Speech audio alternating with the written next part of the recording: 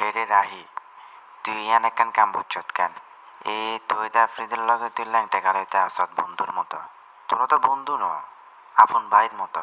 তুই কেন হাইছ এই গেরে ধরাই দিতি ভাই আমি কি হাগল আই তো আজকে এক সপ্তাহ ধরে আমি সিআইডি রান্ডারে আমি যদি হেরে ধরাই দিতাম তাহলে তাই প্রথম ধরিয়ে আমি যে এক সপ্তাহ ধরে আর সিআইডি আটকে রাখছে সিআইডি রান্ডারে সিআইডি আর চোখে চোখে রাখছে তো হেকতে ধরা খাইছে তো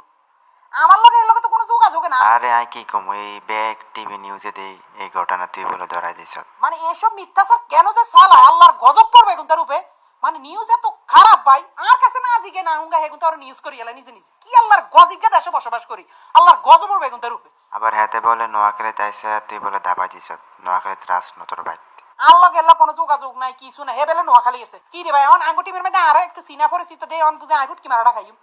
এটা কোনো কথা কোথাকার গুন্ডা জানি না আমি মা গো 5 জন ছিল আমার মা